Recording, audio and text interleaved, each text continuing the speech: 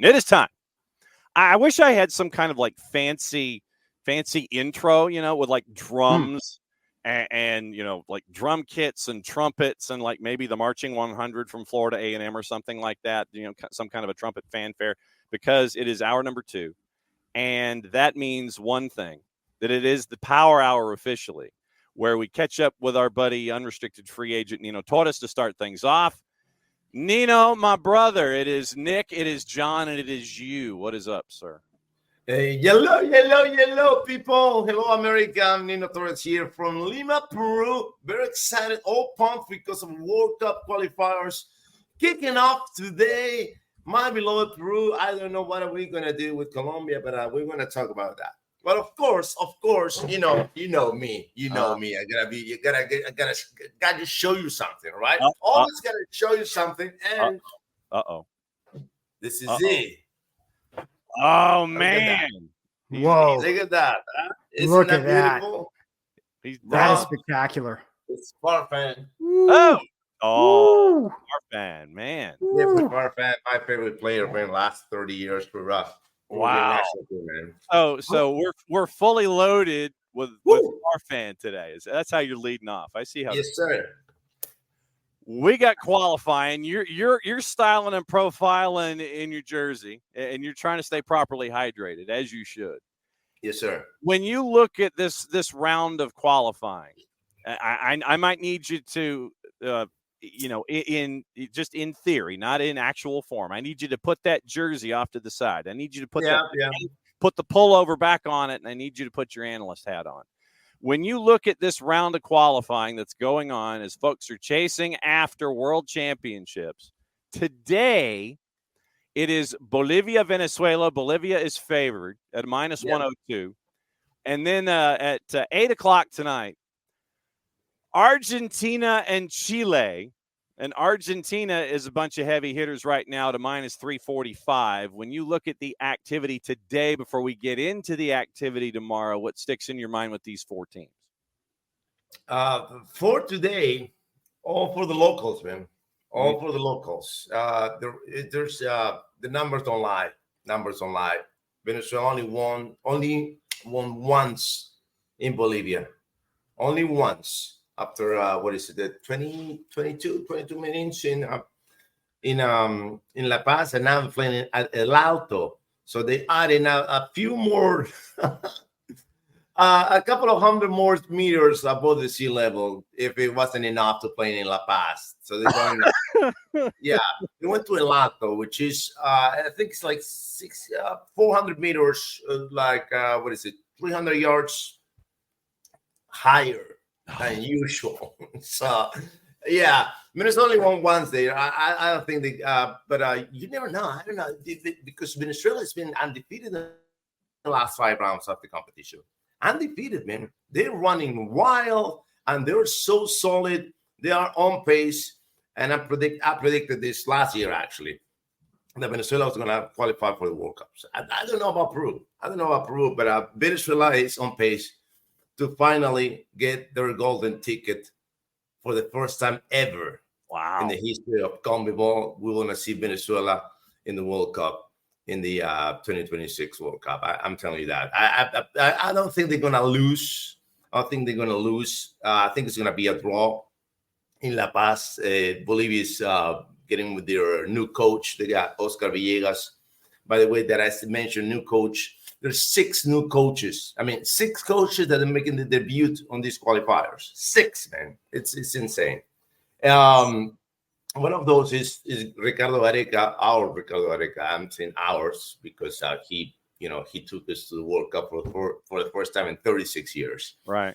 And now it's with Chile, with La Roja, that they're going to play in Buenos Aires tonight. At the Monumental Stadium, that never, ever won in Buenos Aires for World Cup qualifiers, Chile. And the reigning champions, the back-to-back Copa America champions. I don't know, fantastic for them. Everyone else in CONMEBOL they're having issues, right? We got a new coach, the players, it's a transition. Argentina is debating whether to wear who's going to wear the armband, captain. That's their concern. Because there's nothing else to be concerned about. It nothing, even without Messi. All right, we don't have Messi. Okay, what happened the last 3 times that we played without Messi? All 3 victories in World Cup qualifiers. So they were heavyweights. Now I'm gonna say they are 1 or 2 steps ahead of everyone else in the toughest World Cup qualifiers in the planet. Nick, for Nino, what's on your mind? Well, one thing as a diehard Italy fan, I understand that certain challenges that are happening in and around a country can be a motivating drive to get you to get results. If you, and not trying to get politically into what's going on in Venezuela right now, but you have to look at the fact that when you're playing somewhere with extreme altitude, half of it's mental, half of it's physical, because oxygen and the lack thereof is a very physical thing. But the mentality that overcome those, we can't overlook the fact that Venezuela might have a mental gear waiting for them to say, look, we need to come together and we need to do something extraordinary to kind of help lift the communities around us. I'm just saying, I know what they're physically walking into playing at that kind of extreme altitude. I could not do it, but mentally, I think that Venezuela might be in a different boat. I think that's worth considering, that they might be in a different mental space than we're kind of used to. And it doesn't hurt that they have that extraordinary run they're on, right? So, right. And as far as Argentina goes, Monumental, man. That's going to be a tough house to play in. To go into Buenos Aires at all is tough, but to go into Monumental is going to be woo-hoo. And you mentioned the mental aspect too here, right? Psychological aspect, and there is a beef between Chile and Argentina that's going for ages. All right. Plus, I'm going to say, with all due respect to all my Chilean friends, I got a lot of Chilean friends. All right. But this is the thing. In South America, nobody likes you guys. Nobody likes you. But that's the reality. All right. But there is this beef.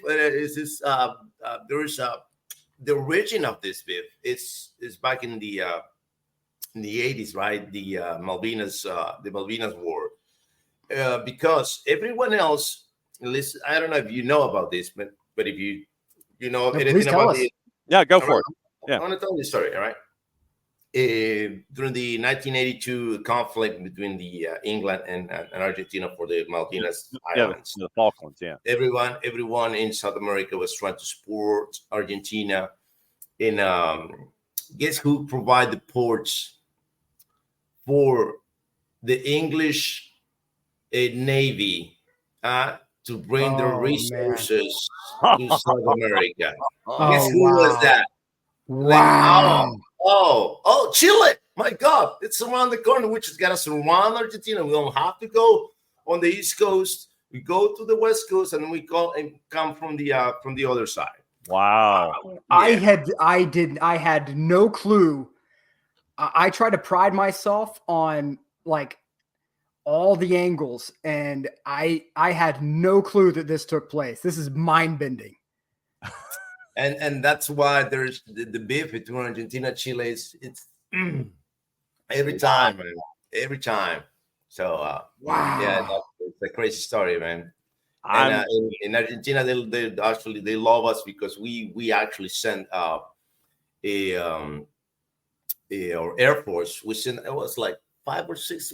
We sent a fleet of air combat flights over there. Man. Wow. Well, but I mean, and this is getting into political science down here, because at the time in Chile back in the 80s, that was Augusto Pinochet. Yeah. And that was a dude. I mean, that was a dictator in Chile until I want to say, I mean, like the late 90s or something. But that was 89, not 1889 until 89, 1989. Yeah, so that was Pinochet, and that was a heavy hand that was internal. But I did not know that the garage for the Navy was just around the corner. I didn't know the parking deck for the British Navy was around the corner with a dictator. I didn't know that. Yeah. That is crazy. But it shows you. But again, so when Chile shows up to Monumental, the memories are very, very long in that particular arena. So, and this is one of the things that I think makes CONMEBOL so fascinating. Like we were talking about the other day, if you had to introduce someone to a new league or, a new, like anything to do with football, soccer, where would you direct them? And some people are talking about the Prem and all that. I'm like, no. I would say Copa Libertadores, go Copa Libertadores and go CONMEBOL. And that's where you need to go, because there is nothing that is more interesting, in my opinion, right now than South American football. Like anywhere else in the world, it's to me is taking a back seat to what is happening right now in South America.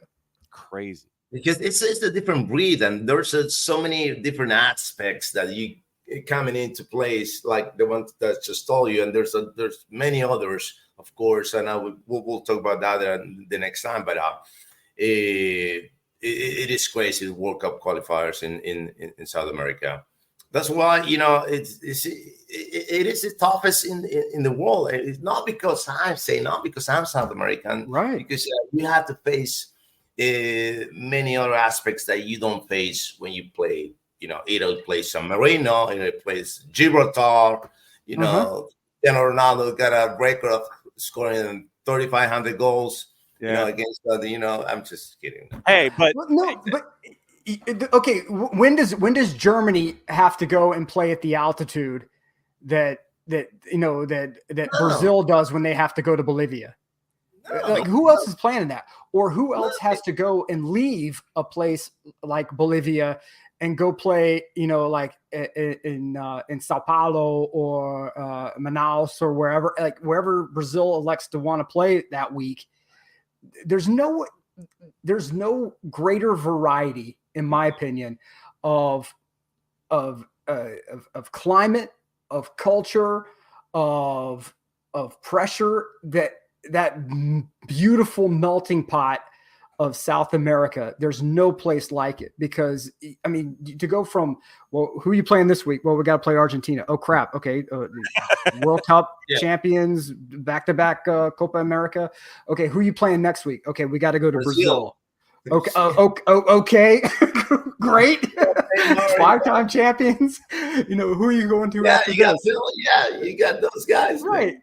Who are you going to next? Colombia. Okay. Wow. Okay. They're a team that is on the ascendancy. I mean, it's madness. It is a murderer's row of talent that you have to face tournament to tournament.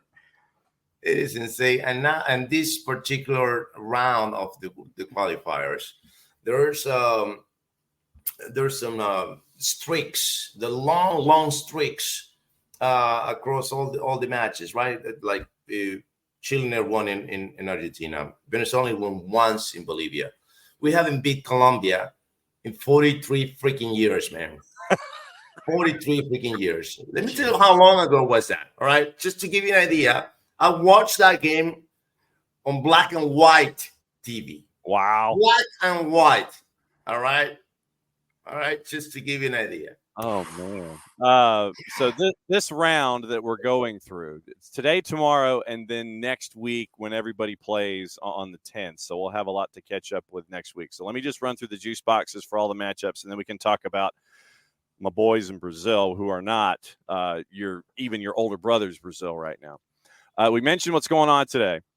Tomorrow at 7:30, Uruguay, Paraguay. Uruguay's got a big number. They're a -182. Paraguay's a +540. Brazil tomorrow against Ecuador is a -256. Ecuador to wins a +740. Peru and Colombia. Peru's a +418. Colombia is a minus 141. Then, Peru. yeah. Mm-hmm. Plus 418. Plus 418, brother. I know you're sitting on that one. Then I'm taking Peru. I'm taking Peru. Give me the number. I'll take Peru. Then on the 10th, so if today's Thursday, so next Tuesday, Colombia at home. Colombia at home is taking on Argentina. Colombia is a plus 154. Draws a plus 212. Argentina is a plus 185. Chile is a minus 400 taking on Bolivia, who's a plus 1200. Ecuador is a minus 222 taking on Peru, who is a plus 600 on the road. Venezuela, Uruguay. Venezuela is a plus 229. Uruguay is a plus 125 on the road. 8:30 next Tuesday. Paraguay and Brazil. Brazil is a minus 164 on the road. And Paraguay at home is a plus 459. For those that may not know the standings and just how things are, this is how whacked this is. Argentina, and this is coming into these two matches. Argentina, top of the ladder, unbeaten. They have one loss in 6. They're at 15 points. Uruguay's 4-1-1. They're at 13 points. They've won 3 in a row.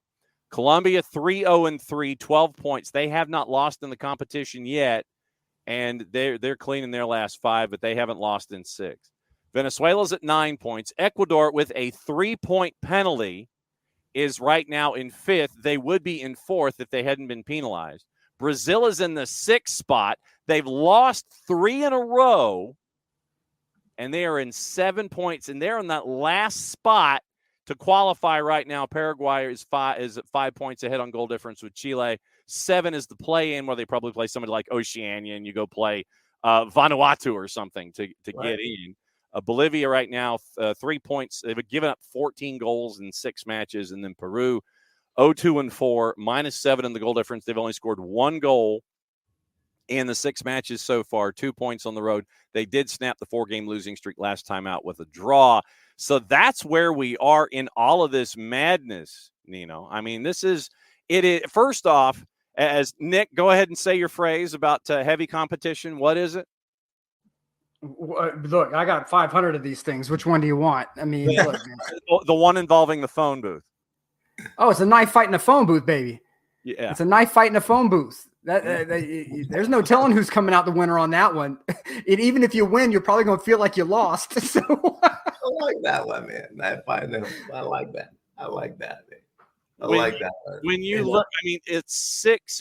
Nino, it is the top 6 that go in, 7's in the play-in round. And I wanted to ask about Brazil, because this is not even your older brother's Brazil. This is a bunch that is it is so unlike them to be playing the way that they're playing. I mean, it's ugly, it's chippy, we're gonna try to bowl you over, we're gonna be physical. What is this Brazil team that we're staring at? I'm unfortunately for them and for us, the Jogo Bonito has died. All right, has died, and I don't know when is he coming back. I don't think that Dorival Jr., the new coach, is gonna turn things around dramatically. I don't think this team is gonna change much, but they're still gonna qualify. All right, that's the reality. They're still gonna go through it, no matter if it's a 3rd place, 4th place, 2nd place. I don't know. All right, they're going to qualify, and they might. This is what's going to happen. I think they're going to go into 3rd place. They're going to leapfrog, of course, Ecuador and Venezuela at the end of the competition. But it's still not the Brazil that we love. Still not the Brazil that plays beautiful anymore.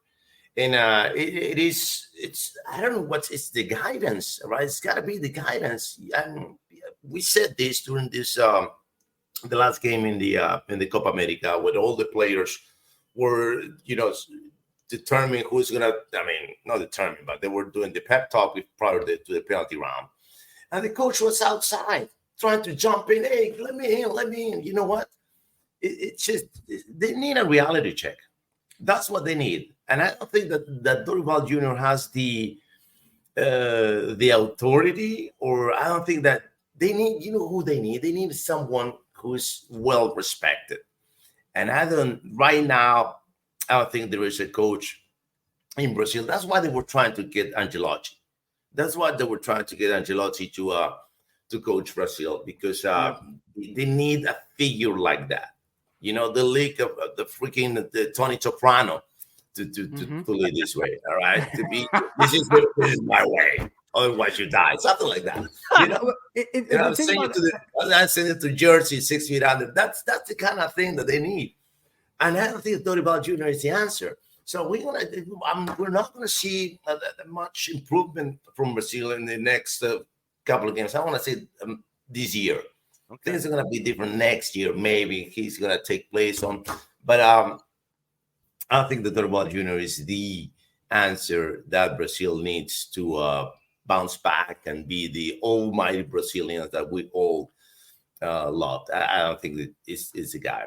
Nino, I have a different take on it, man. I have a different take on Brazil. And I don't, just for a brief moment, I don't think they need a manager who exerts the power down to the club. I think they need a manager who exerts power out to the infrastructure surrounding the Brazilian national team, the people of the higher ups, the media, to say, you all stay out. Because I don't think Brazil forgot how to develop players. I just think there's too much pressure that gets to the players from the outside in. They need a captain who is strong enough. Like, I think Ancelotti could have done that, where he could have told the power brokers within the federation, you stay out of my business. I'm running the team. Media, you stay out of my business. I'm running the team. And that would have allowed the players to flourish in a way that they can't do, because the manager, whoever's there, knows they're going to be out of a job in 6 months, because the way the federation's built, they just cycle through managers too quickly. So I think they could have used an Ancelotti, but to exert power out and not necessarily to exert power within. That's just my 2 cents on the matter. Right, and the other thing is they don't have a quarterback, man. They don't have a leader on the pitch. I think I said this to John 2-3 weeks ago or so. I think during the Copa America, the preview of the Copa America, that I remember, John, that I told you that I didn't think that Brazil was going to win it. That I think it was going to be Brazil was going to be out, and it's exactly what happened, because they don't have Dunga, they don't have a Casemiro, they don't have a man who runs the show on the pitch. You know, there's a lot of talented players, but they're all dancers. You know, right. Dancers. You know, we need somebody to lead the way. All right, to channel all the energy, to channel all the talents, the beautiful talents that we have playing on the pitch. But we need somebody, put the blue collar team and just run the show. But they don't have that. Who could it be? Who could take that role? Who could be the guy that puts the hard hat on and has the big old hammer and can be that leader? Is there anybody that could be the leader like that right now? They don't have anybody with those characteristics. Wow. They don't have any. There's no one. Wow. No one. And I'm thinking about it now. I was thinking Casemiro, but Casemiro, he's not in the same level. I mean, he's down the road now, and he, at United, he's having issues too. So at Manchester United, so he right now he's not. I think it'll be Casemiro, but at this moment, I don't think he's in the right state of mind to lead the way, Brazil. So yeah, I mean it's crazy that you don't have somebody that can, be the hard hat in all of this. With these 10 teams that are beating each other up, after these next 2 matches, what are you anticipating the ladder to look like? Are you still looking at it being that first group of Argentina, Uruguay, Colombia? Does Venezuela, Ecuador, Brazil, does somebody sneak their way up to try to push the penthouse a little bit? Or are we going to be looking at pretty much more of the same, just more points that are attached to all of these numbers and these teams? Can somebody sneak up into that first group? No. No. Nothing is going to change. But there's 2 tournaments on this World Cup qualifiers. All right, there are the teams that are going into the World Cup, all of them, and then the 4 of us. I'm saying us because it's Paraguay, Chile, Bolivia, and Peru. We're playing our tournament just to put one in. Mm-hmm. All right. Whoever gets the 7th place, I don't know who that be at the end of the at the end of the competition. Pray for my team to be that. I don't think that we're going to qualify. Honestly, I don't think that we're going to qualify. But you never know. You never know. But right now, it is the tournament of 4: Paraguay, Chile, Bolivia, and Peru, that we are going to fight until the very end for that spot number 7. Right now, it's Paraguay in there, but it's Chile also for 5 points. Bolivia 3, and we got 2, man. 2. It's 2 points. Oh. You don't seem to be a happy man right now. I don't like. I was talking the other day with these guys, and my expectations are so low right now. They're really low. It didn't happen in many years. That I have no expectations on the team. And plus, it's been happening lots of, lots of noise surrounding the Peruvian national team, right? What was the first one? Fossati used to coach my team, Universidad de Deportes, right?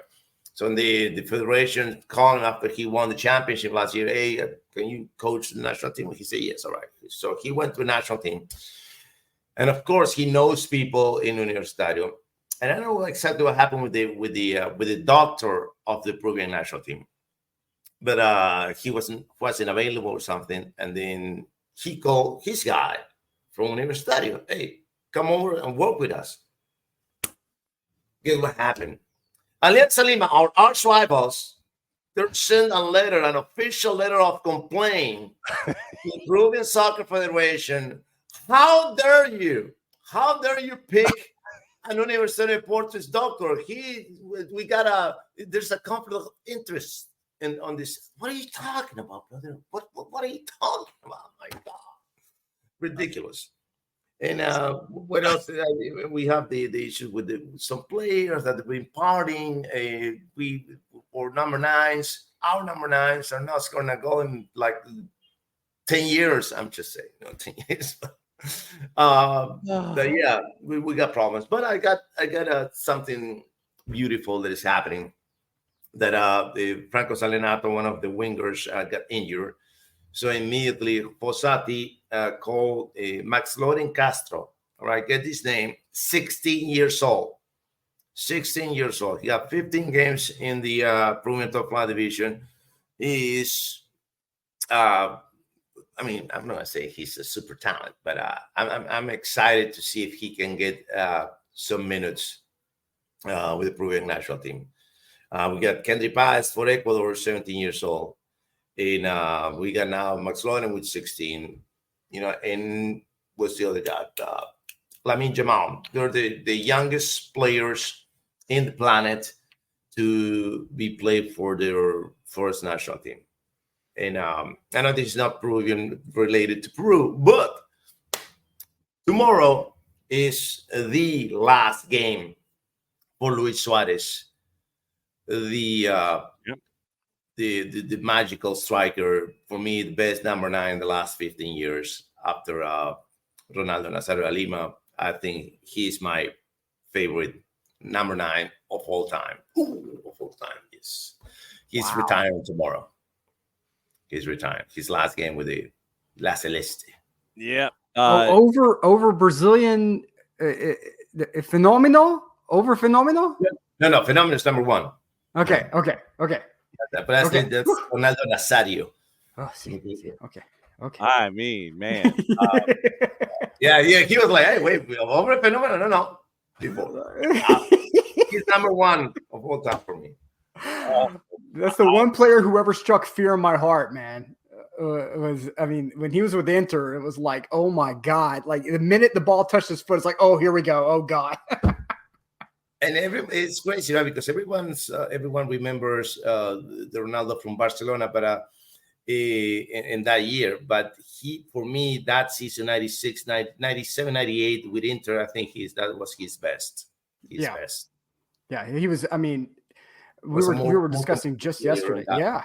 I would discuss that. He would roam around up front and realize the ball's not coming to me. I'll drop to the half line and collect it. And he would get the ball at the half line, collect it, and then would turn like he was shot out of a cannon.